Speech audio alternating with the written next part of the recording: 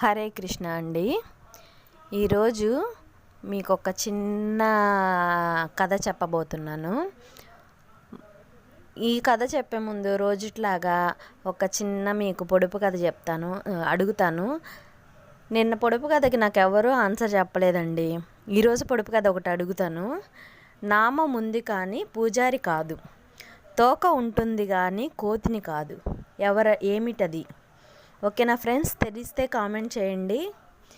ఈరోజు చెప్పబోయే కథ,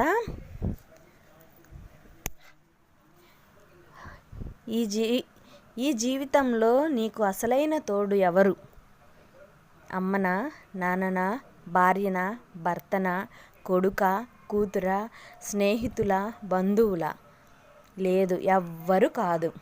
నీ నిజమైన తోడు నీ శరీరమే.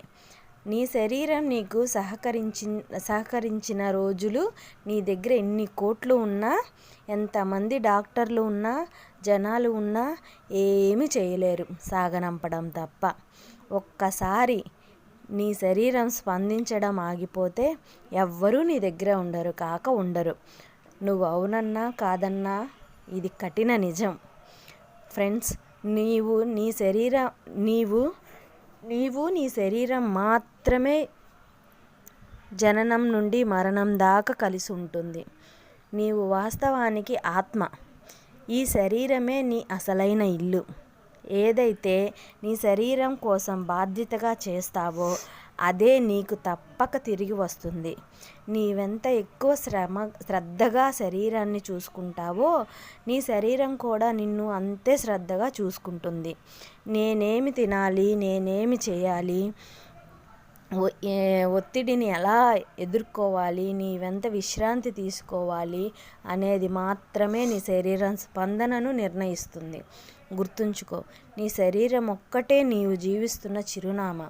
నీ శరీరమే నీ ఆస్తి, సంపద. వేరే ఏది కూడా నీకు తొలతూగదు. నీ శరీరం నీ బాధ్యత. డబ్బు వస్తుంది, వెళ్తుంది. బంధువులు, స్నేహితులు శాశ్వతం కాదు, గుర్తుంచుకో. నీ శరీరానికి ఎవ్వరూ సహాయం చేయలేరు, ఒక్క నీవు తప్ప. అందుకే ఊపిరితిత్తులకు ప్రాణవాయువు, మనసుకు ధ్యానం, శరీరానికి యోగా, గుండెకు నడక, పేగులకు మంచి ఆహారం, ఆత్మకు మంచి ఆలోచనలు, సమాజం కోసం మంచి పనులు చేస్తూ ఉంటే నీ శరీరం సంతోషిస్తుంది. ఆ సంతోషంతో మరింత ఎక్కువ కాలం ఆరోగ్యంగా జీవిస్తుంది.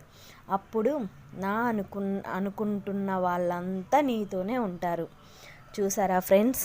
అందుకే ఫ్రెండ్స్ చెప్తుంది, మనకెవ్వరు తోడురారు. మనం ఒక దేవుడు పంపించిన మన ఆత్మ. మనం దేవుని కృపతో మనం ఈ శరీరాన్ని దేవుడు మనకిచ్చాడు.